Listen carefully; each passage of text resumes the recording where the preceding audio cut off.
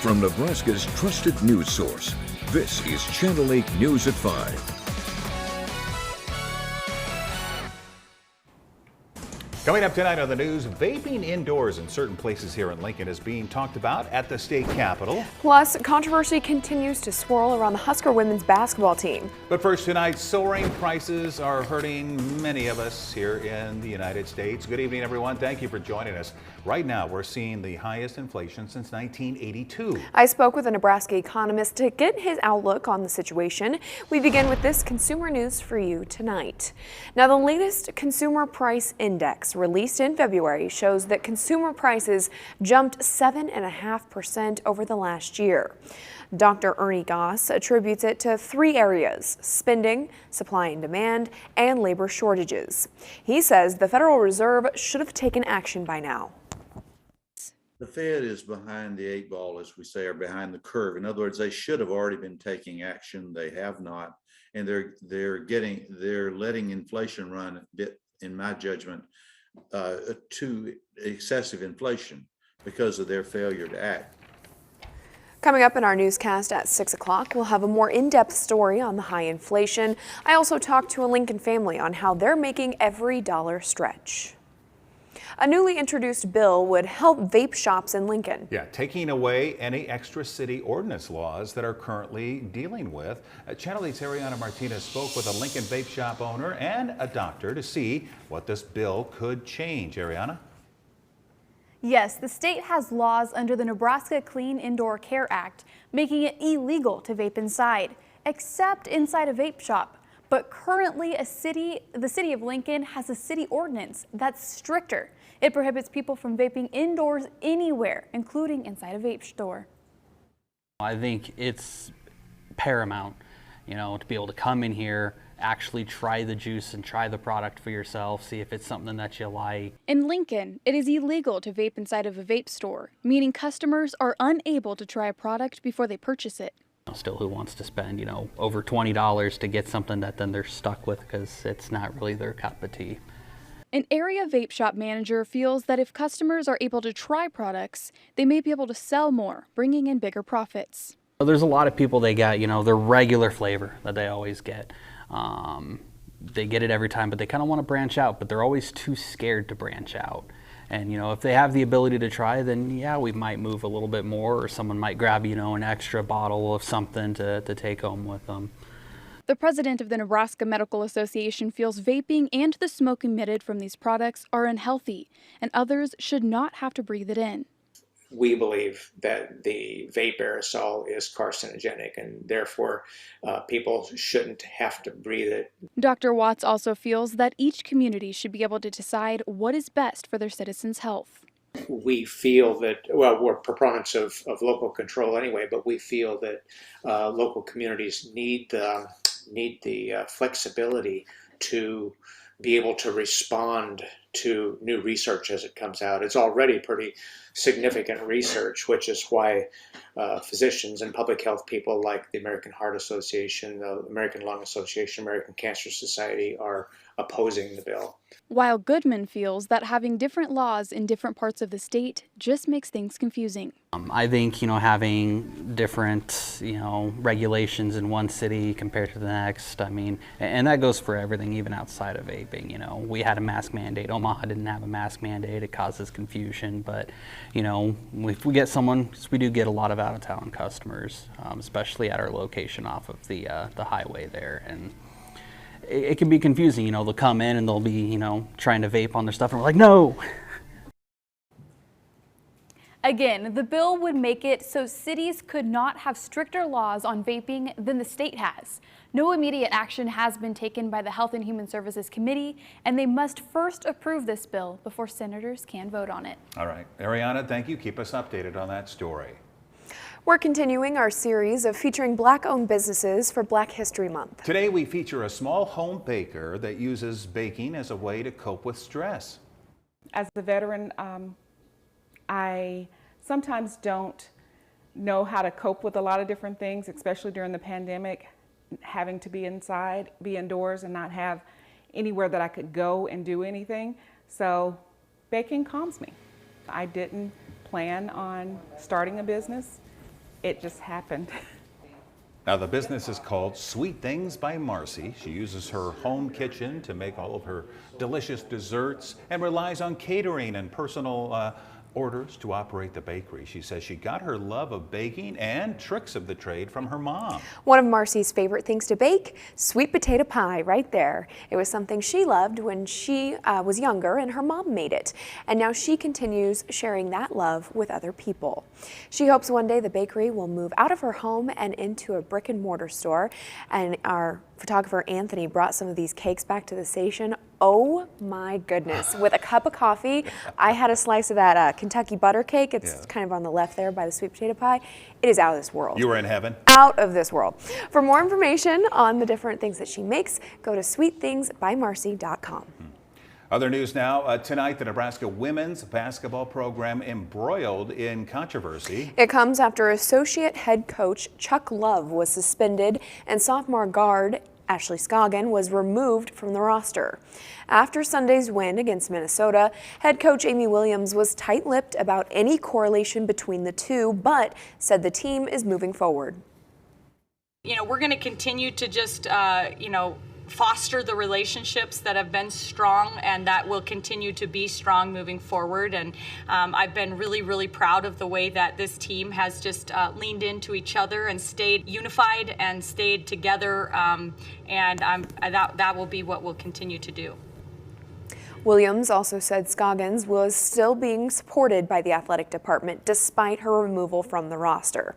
The Huskers' next game is on Wednesday at Wisconsin. Well, we got a little slap in the face as the day went on today. I was watching Brittany at midday, John, and you could really see that front moving through. It was 40-some here in Lincoln, and 20, just 45 minutes away? Yeah, we're dropping pretty quickly. You know, that slap I like to refer to as Mother Nature's slap of reality, because just letting us know winter's not completely done just yet. We've been advertising for over a week that we'd see temperatures falling today, and that has been the case. The front has well cleared through the area, down towards the Kansas City area right now. But take a look at this. Compared to 24 hours ago when we were in the 60s, it is now 52 degrees colder in Grand Island and in Kearney, as well as in Columbus. It's 37 degrees colder in Lincoln right now compared to 5 o'clock yesterday. It's 28 degrees in Lincoln. It is 9 degrees in Central City.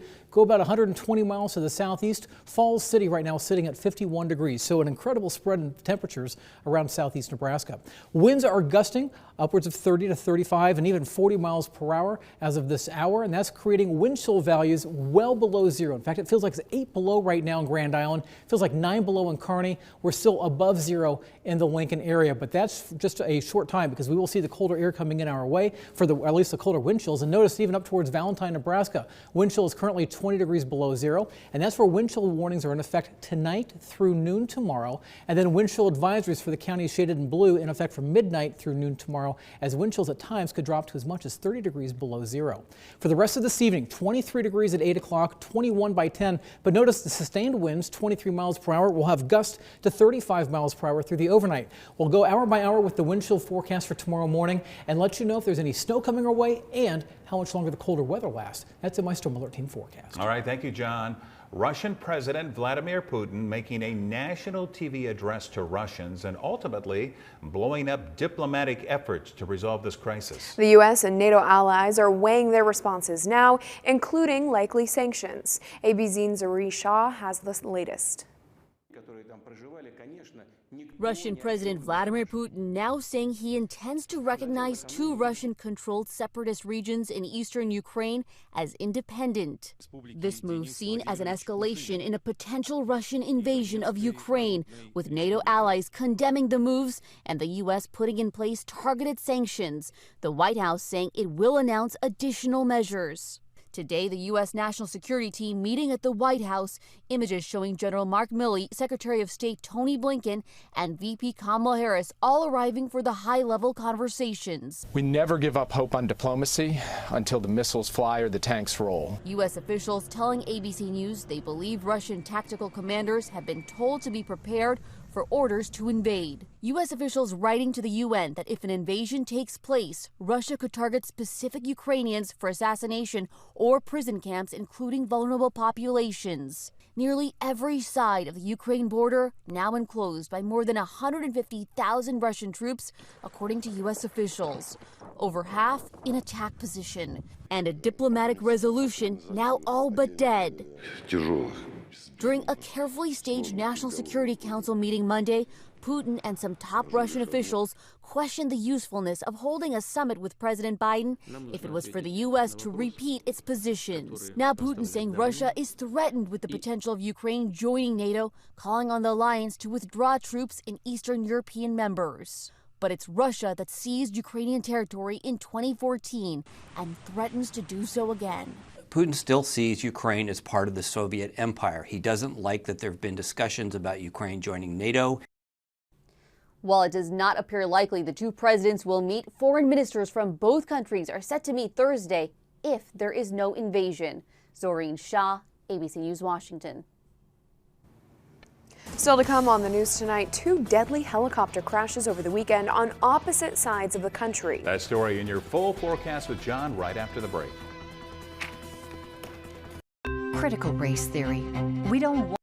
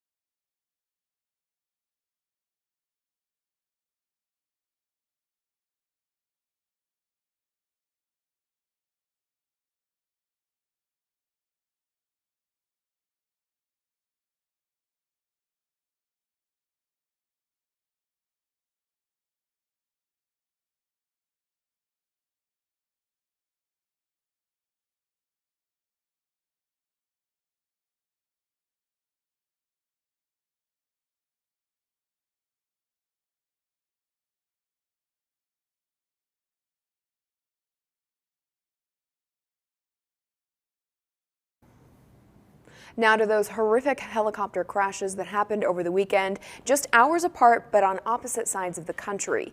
One killing a police officer after his chopper went down in shallow water in California. And off Miami Beach, a helicopter with 3 people on board crashing near the coastline, triggering an urgent search and rescue. ABC's Morgan Norwood has the very latest. The National Transportation Safety Board now in California investigating this helicopter crash that left 1 police officer dead and injured another. The MD-500N responding to a report of a fight. The chopper dispatched to get an aerial view of the situation. After returning from that flight, the pilot reported that they were encountering mechanical difficulties. So a few seconds later, he transmitted that they were going down. New dramatic surveillance video capturing the moments leading up to the crash. You can see the police chopper spinning out of control before plunging into the waters off Newport Beach. He managed to get it into the bay to save everybody's life, because if he had landed on a house, there'd be a lot of casualties. Rescue crews racing to help, pulling the two officers from the helicopter.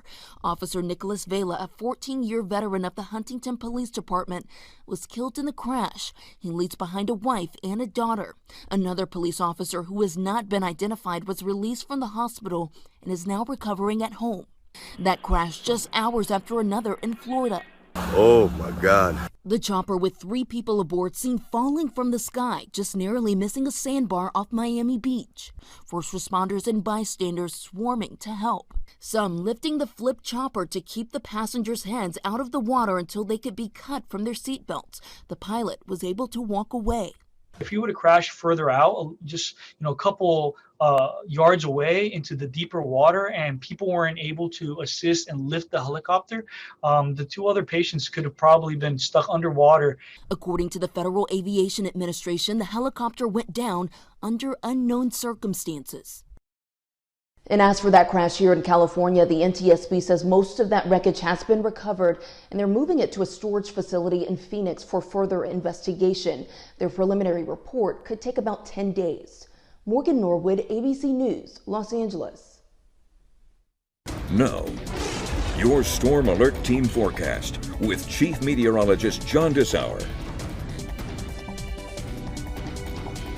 Remember yesterday when it was all nice outside? We had a little high overcast skies, but temperatures were into the 60s. Lincoln officially reaching 67 degrees. This is the view I had from out at Holmes Park Golf Club on the driving range, which was packed, by the way. Today, a much different story. As of right now, the airport down to 28 degrees, a significant drop in temperatures from yesterday afternoon, and a significant drop just over the last couple hours. That's all thanks to this cold front that is now sliding through and has slid through the state of Nebraska, is now moving through Kansas and moving into Missouri. Take a look at this. This is pretty incredible. Temperatures compared to 24 hours ago. It's 53 degrees colder in Grand Island, 52 in Kearney, 52 in Columbus. We think it's pretty cold when temperatures just dropped 20 to 30 degrees from 24 hours prior. And that's the case right now in Lincoln and Beatrice. So yeah, significant drop out into the central part of the state. And look at the drop in temperature from one corner of Lancaster County to the other. It's a 7-degree spread from Branched Oak Lake down to Firth. Last hour, it was upwards of 12 degrees spread from the northwest corner to the southeast corner. In between, we've got 26 right now in the Lincoln Airport, 19 degrees in Seward. As you go further to the west, it gets colder, 14 in Aurora, 12 in Grand Island. It's 14 right now in Columbus. Winds are gusting at times 35 to 40 miles per hour, and that's giving us wind chill values into the teens, into the single digits, and down in well below zero. In fact, we're approaching double digit below zeros, where it feels like it's 9 below in Grand Island and 9 below in Kearney. The winds are going to remain up tonight, gusting at times to 35 miles per hour, and that's going to allow the wind chill to keep dropping. Notice on Stormcast as we go through the rest of the evening, by 10 o'clock, wind chill values perhaps as low as 12 below in Grand Island, getting down into the teens to near single digits in Lincoln, and that will keep dropping from there. Some of you, I think up towards Albion, out towards Ord and Greeley, you may see wind chill values dropping down to about 30 degrees below zero by morning.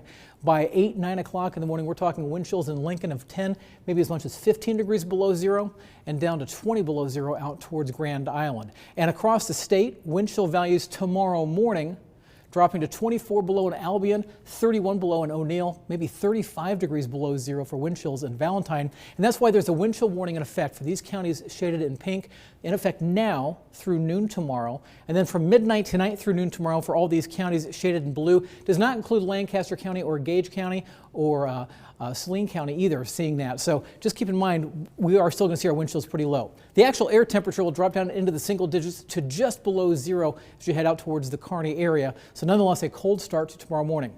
We'll keep low overcast skies overhead. Stormcast at time may try to clear us out or thin the clouds out. I don't think that will be the case, but by noon, temperatures into the teens. And then as we head towards the afternoon, we're not going to warm very much. Highs will only be up to right around 16 degrees in Lincoln, 17 in Beatrice, and 13 degrees out towards York, with winds still gusting to 30 miles per hour. There will be a chance for some flurries around the Lincoln area, but better chances for snow up along the state line between South Dakota and Kansas, or in Nebraska. And that's where we could see 1, maybe 3 inches of snow out of that. And because of that, there are winter weather advisories that are in effect from 6 o'clock today through 6 o'clock on Tuesday. 7-day forecast keeps us cold. 17 degrees for a high on Wednesday. Maybe a chance for some snow showers, and accumulating snow out of the question, but we're not talking about a big snowstorm. Maybe a couple inches of snow coming our way for Thursday. And then we start to warm things up a little bit as we head towards the weekend. Temperatures are back in the 30s to around 40. And then by middle of next week, as we go into March, we start seeing temperatures rebounding back into the 50s to near 60 degrees. Megan, you've been wanting the cold weather. You're going to get it for the next couple of days. Yes, thank you, John. I'm excited, and I was excited to hear, even if it's just a couple inches, for some snow. I just want to see some more snow before winter is officially over. It is a possibility. Again, some flurries possible tomorrow, maybe a dusting, and then maybe some more on Thursday. Desperately need the precip. That's right. Absolutely. All right, thank you, John. We'll be right back. This week, GMA takes you to one of the most extraordinary places on planet Earth.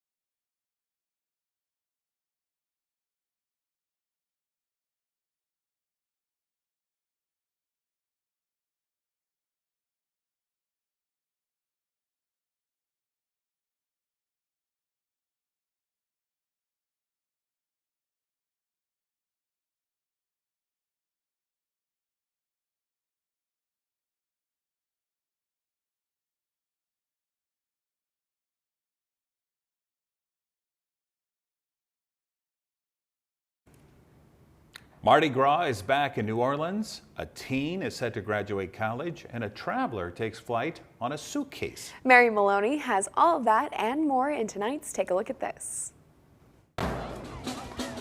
The floats, the costumes, the crowds, the fun and flair of Mardi Gras returning to New Orleans as the annual carnival celebration kicked off over the weekend. After COVID crushed the public festivities in 2021, revelers returning in droves to see the sights. We are hardcore Mardi Gras. And snag some beads. Tomorrow I'm gonna get even more. Signs life in the Big Easy is finally returning to normal. There's no place like this city, New Orleans. Another cause for celebration, a teenager surpassing expectations. You think you're so exceptional. Well, let's see. 17-year-old Samantha Kaiser is on course to graduate from North Carolina State University this May, one of the youngest to do so in the school's history, overcoming obstacles along the way. I lived in a hotel for a month off of ramen noodles. To achieve her dreams of success. You can conquer the world just as long as you have the imagination to go after it. While one person takes flight, another finding herself grounded. We need you to go to the terminal. After being barred from boarding a flight due to alleged intoxication, Chelsea Alston allegedly fled the scene, according to newly released body cam footage. Oh man, that thing kind of goes fast. On a motorized suitcase. I have a bike pursuing a suitcase. The officer says Alston spit at him, the confrontation ultimately resulting in her arrest. Her attorney declined to comment. She's pleaded not guilty to all charges. For Take a Look at This, I'm Mary Maloney. Finally tonight, a Virginia high school wrestler without legs is turning heads. Adonis Lattimore won the state's Class 6 106-pound wrestling championship on Saturday. Lattimore was born without a right leg, and his left leg only goes to the middle of his thigh. He also only has one fully functioning arm. He is a senior at Lansdowne High School in Virginia Beach, and he hopes to suit up in college. He's been wrestling since the 2nd grade. What a motivation for so many others. Inspiration as well. Absolutely, yeah. John, can we have one more check of our chilly evening ahead? Yeah, temperatures are getting cold outside. If you are going out this evening, make sure you bundle up because the temperatures will keep dropping. Right now around the city, we've got temperatures in the middle to upper 20s. But look at the wind chills, and they're already down below zero out towards Grand Island and Kearney, as well as Aurora and York. That will keep coming this way. So our wind chills will be dropping below zero as we go through the overnight. And this is a look at the wind chills as we go through the rest of the evening. So by 8 o'clock down to 17 above in Lincoln, and then as we keep going later into the night, temperatures drop down below zero. At times, some of you may drop to 30 below. All right, thank you, John, and thank you all for joining us. World News is next. We'll see you back here at 6. With the Channel 8 Eyewitness News mobile app, you'll be the first to know. Get alerts about breaking news and weather, all in the palm of your hand. At Comfort Made Mattress Factory, we build each mattress specifically for you, right here in our locally owned store. We can even make his side different than hers, backed by our lifetime comfort guarantee. Closed captioning on Channel 8 Eyewitness News is brought to you by Christensen Hearing Analytics. Well, a great